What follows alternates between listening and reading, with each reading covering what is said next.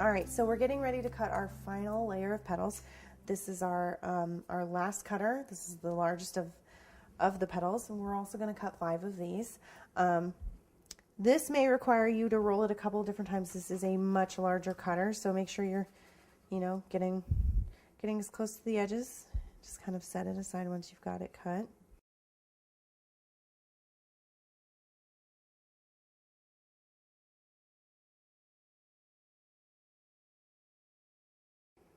Let's see if I can get 4 out of there.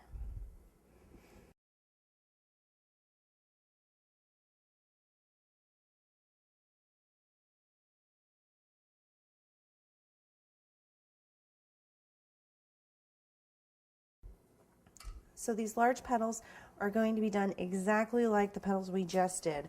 So you're going to make your twiddle and you're going to add it while you do your veining, dusting, and then shaping with your ball tool.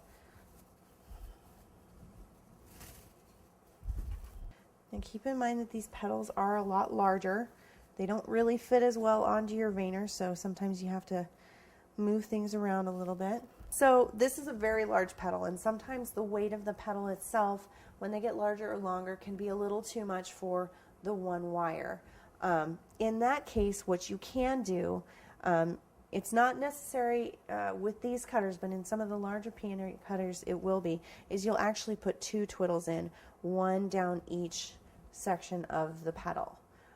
If you find that your petals are drooping, or if the wire won't support the weight, you would actually put them in almost like that in a V shape. So go ahead in this case, because we're not going to do the 2 sides, go ahead and pick the longest of the 2. Make sure you get it all the way down into the middle of the petal, as close to the middle as you can, all the way down the longest part of the petal.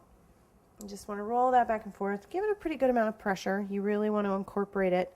Now this is a good example of what happens if your petal or your twiddle gets too dry.